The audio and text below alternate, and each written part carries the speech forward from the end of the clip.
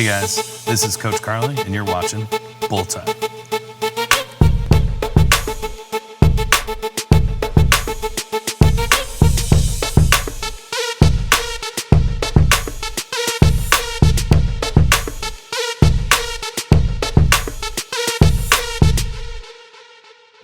April 2022.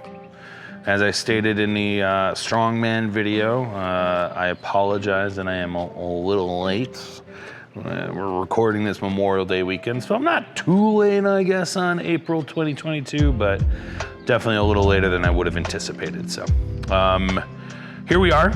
It is blueberry time. I wish I was in Maine, home of the blueberries, but it's blueberry Red Bull time. So yeah, we had 3 events this month. I wasn't able to go to the one, but Alicia had a handler and did awesome, and I'll get to that in a little bit. So we ran our first ever April meet. I guess this is a good segue into talking a little bit about after this meet happened, we decided, well, not we, I kind of voluntold a lot of my team within reason, that we would be expanding what we were doing. Became aware that some of the other meets around the West New York region weren't happening anymore in our USAPL Federation, so I decided to take it upon ourselves to run a bunch of them and run 2 a month because our meets sell out like crazy. I mean, we since the pandemic has been over and we've been able to run events, we have sold out every event 2 to 3 months early, and that's fucking incredible. That's so cool. I'm super, obviously, I mean, it speaks volumes to not only my team, but it speaks volumes to like what we do as a running event. So starting in October with the USAPL Stay in Your Lane Thrasher, that's in October of 2022. We'll be running events every 2 months. 2 of those, however, are only going to be rookie novice events. So they're meant for December and August, are going to be more so for beginners, more so for people that have never competed before, getting their feet wet. It gives them exposure, doesn't put a lot of pressure. Yeah, you have all the same requirements. You need to wear a singlet. You still need to have a registration. You still need to do those things, but it also gives you an opportunity to not feel like some big name competitors are competing with you, and it's not as intimidating. We're gonna make sure we have a ton of helpers to help people through and making sure that they're all set up. And we just want to keep running good events. I mean, I get inspired and motivated watching a lot of things online, making sure that we're doing as best as we can, setting up good production, making sure that we're getting everything all situated to make sure that we're running great events as well. Well produced, well run, timely, orderly, and our team and I have it down to a science. So I'm very thankful for my team that we were able to do this. And that was, took a risk running that April meet, but it also, especially if National stays in this June timeline, this kind of gives us a little bit of a, like a last chance qualifier type deal before it becomes too late, in my opinion, to try to qualify. So it gives you like 2 months before that to try to hit something. So it'll be, October, December, February, April, June, and August will kind of be the start of what we're trying to do. So yeah, without further ado, we'll kind of get into April. First up, we had Ange. Ange, second meet, another great meet for Ange. Went 9 for 9, 35 kilo total PR. Training was great. Kind of a little sad for her. We were supposed to do collegiate nats. Slight miscommunication on both her and my end on how I interpreted us doing the October meet. I was under the impression that she was still in school. I misinterpreted what she said to me, but unfortunately she wasn't registered for school because she's too smart and already graduated. So She didn't need to have any more school. And then she was taking the whole, next semester, AKA the spring semester, to study, for her test to get into, her doctorate program and stuff in med school. So anyways, so that's why we decided to do this meet and killed it. 35 kilo total PR, 9 for 9. I mean, that's awesome. Or another good segue into, training again, getting ready, potentially doing, our October meet, getting ready for collegiate nationals because she'll be registered by then in school. So that way things line up for her again by next collegiate nationals. Next up, we had Michelle Cornwell. It was nice to see Michelle back on a platform. I think she surprised herself, honestly, with her squat. Her squat was killer. Again, someone who took a little bit of time off of competing. It was almost 10 months since she competed, even though she's a vet, has competed, 16 times. This still you forget sometimes, it's just, you don't do it, you're out of rhythm, you forget. Went 78% completed. Did a little bit worse, but again, if we would have hit her deadlift, I think that would have gave her a 2.5 kilo total PR. And I'm totally okay with that. We took a risk. Stuff happens. I'm not that upset at all. So, it is what it is. So getting ready for PA Nats in Orlando. That'll be fun. I'm excited to see her back on a national stage. I know she's excited as well. This was just a little tune-up for her, getting ready. So. Next up, we had Miss Ania Davidson.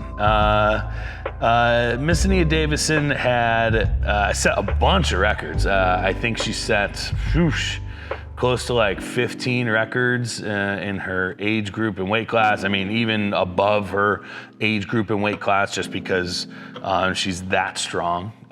Went 8 for 9, completed 89% of her lifts. But it was funny. Meg actually texted me during the meet and said she blamed her handoff person for making the bench a little bit harder. And as most of the people know that that are part of our events, anyone under the age of 14, I allow they're youth lifters, so I allow them to choose who they want to give the handoffs, if that's their parents or if that's someone else.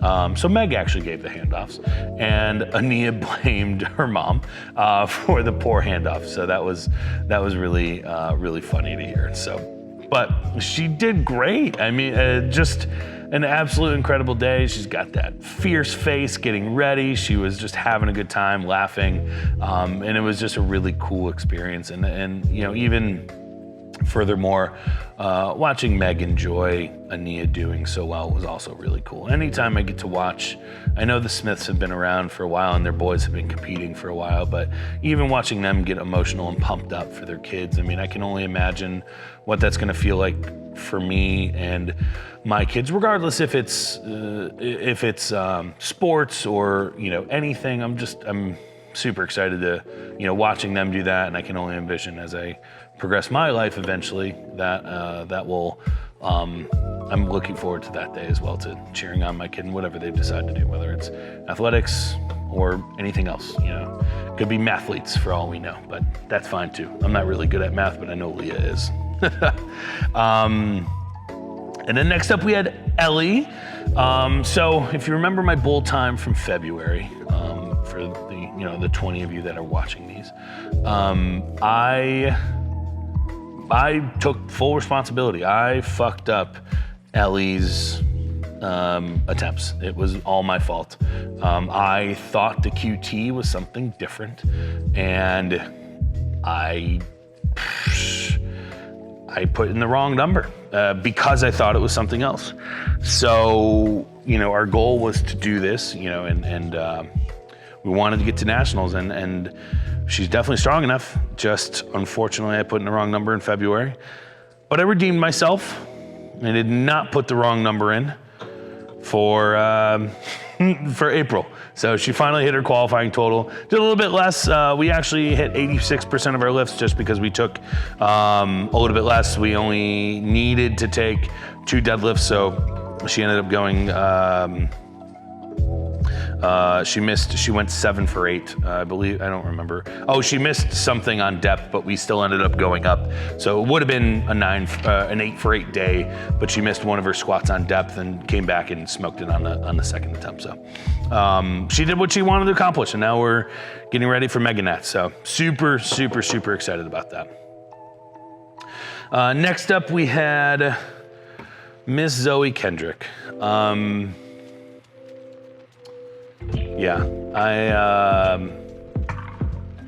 I'm just really sad about what transpired after this meet for Zoe, and it's really unfortunate that I'm recording this now as late as I am, because we found out a bunch of information and unfortunateness of what transpired for Zoe. But we did this meet to qualify for Nats, and she did it. She hit the numbers she needed to hit, and just she had herself the day that she needed to, and it was really sad to learn that afterwards so many things transpired in her life, and now she can't go to nationals, and that really sucks. And it's no one else's fault. It's no one's fault. It's just an unfortunate event. It's not my story to tell on here. If you want, obviously she just posted it today or yesterday about what happened, and if you guys want to read it, go do yourself a favor and read that, and read the kind of unfortunate tragedy, but turned out to be great because they solved everything, and she's gonna prosper and live a great life. But yeah, so kind of a little bit of somber and melancholy, honestly. Like I so much of a high of accomplishing that goal, and then you start training, and then all of a sudden you just learn that shit happens, and it sucks. So, but we'll come back, from today. Got about 2 months, and then we're gonna start hitting the weights again. So expect her to come back in August, and then probably compete, at Mayhem is my thought. After that, but we'll see.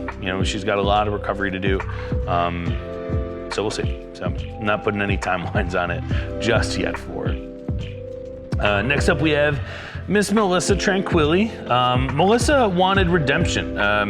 She wasn't necessarily. She was already nationally qualified and wanted redemption. She didn't have a great meet in February, but I know that she wanted redemption on her meet performance, and she did that. She exactly did what she was out there to do. Did exactly what she wanted to do, and it was awesome.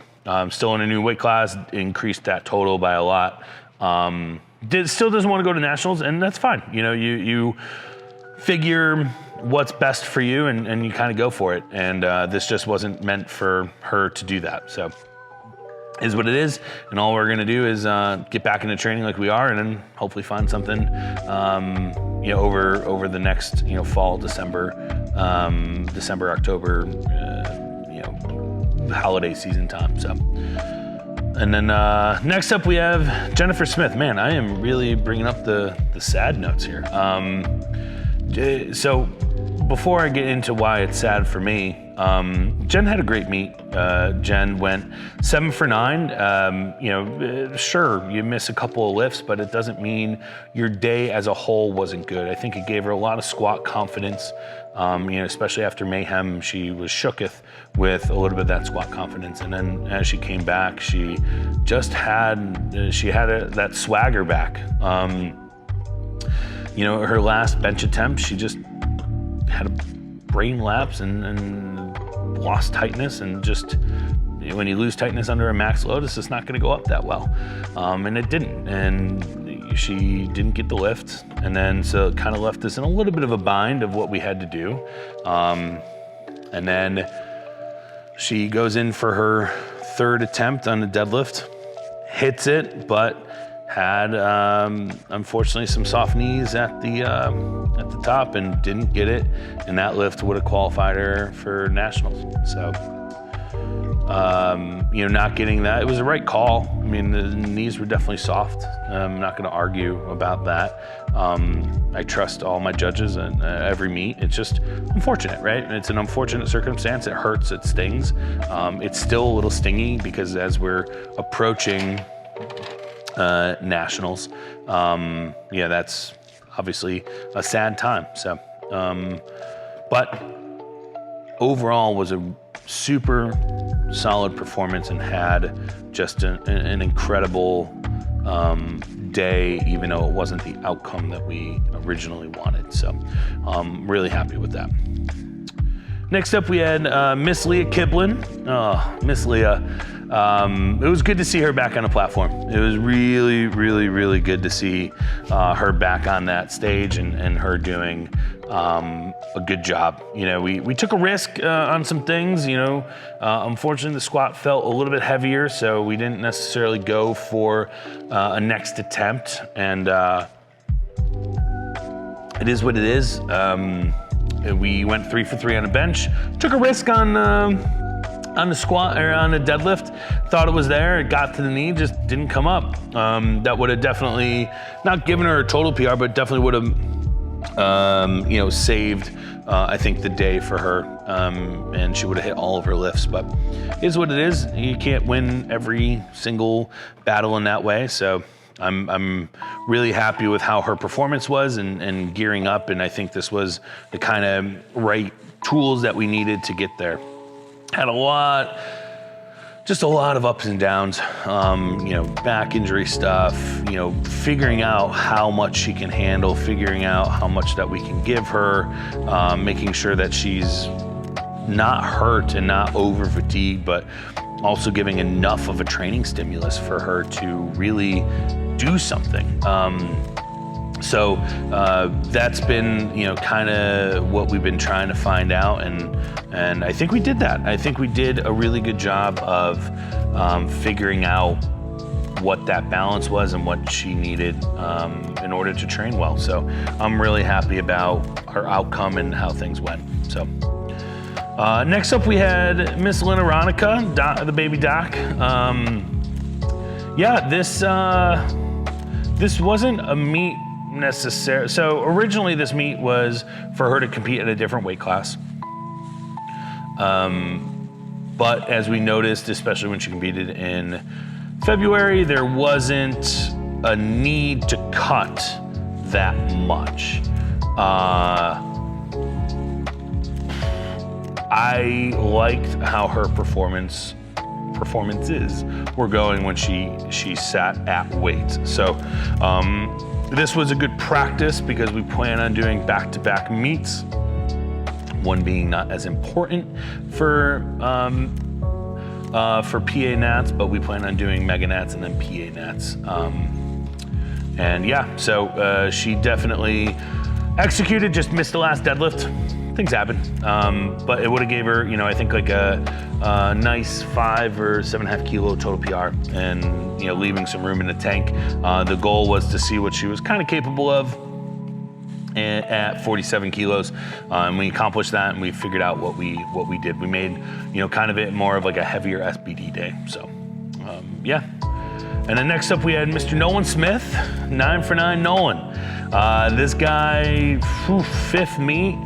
Hasn't missed a lift since his first meet, I think. I don't think he didn't miss a lift at Nationals, didn't miss a lift in December, didn't miss a lift here, and I can't remember what the meet was after that. It might have been the summer meet. He didn't miss anything. He's just been cruising. Another 5 kilo total PR for this guy.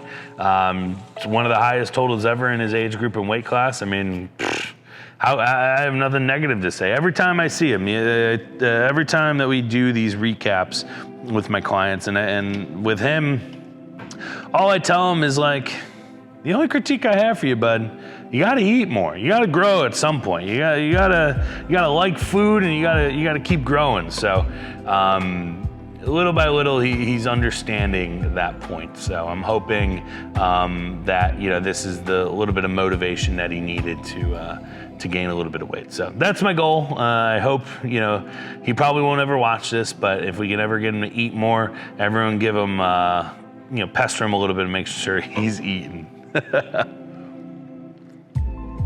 After that, we had the big boys. We had Mr. Matt Spore, who traveled out here from Michigan. I talked about Matt a couple months ago. Matt, remote client, traveled up to Buffalo. Super good dude. I love Matt. Matt's just a good soul, a really, really, really good soul. And unfortunately, the last time he competed, not April, the time before then, I think, was Michigan Nats or Michigan State champs, and he just we had that miscommunication where his bench wasn't ideal, and but this time we figured it out. We did some things in training, and it transferred over. This time, unfortunately, we had to figure out his feet. His feet were a little bit janky on the ground, and he needed to make sure that he figured out his flat footness. In training, he doesn't have that problem. Here, unfortunately, he did. But we salvaged a day, went 8 for 9, and had a 22.5 kilo total PR. I just missed the 110, so unfortunately we didn't qualify for Nats. It's fine, no big deal. But he had a really, really, really good day. Really happy about his performance, really happy about how he executed the lifts, really just chipping away, and things just look incredible. I'm so happy with the kind of progress that he made. And I'm getting excited. I think we're going to choose something in October, which gives him enough time to really build. I really want him to sit in that 110 class, so I hope, Matt, if you're watching, making sure that you're sitting in that weight class, bud, so we can qualify for Nats the next year. Training went awesome. He executes everything just eloquently and persistently, and just an overall good day. So next up we had Mr. Austin Bauer. I love Austin, and I know a lot of people here see us interact, and he's kind of like I'm kind of like either a big brother, big dad to him, and he's kind of my little brother that I never had, and he's just a good dude. Austin's a good dude, and he works his butt off. He's a hard worker. As much as we give him shit, he's definitely a hard worker, and each meet, I know he dreams big, and I dream big as well, don't get me wrong, and sometimes it's all about being realistic, and sometimes when a lift takes a lot out of you and it doesn't give you enough energy, your nervous system can only take so much, but training goes so well for him. He puts in the work, he does all these things, and it's really, really, really going well. He had a great prep. In his mind, he'll say that it wasn't a good meet. I will rebut that to the nth degree and tell him, no, it is a good meet, and here's why. There was a 7.5 kilo increase when he went 7 for 9, missed his last dead, missed his last bench. But again, you're learning how your body responds in meets. That big old squat of his is just gonna take the life out of him by the next time he goes out to the platform. And that's just how it is. And that bench is gonna suffer because of how much that squat takes out of him. And he's a grinder. He'll grind until he can't. And he truly, truly, truly loved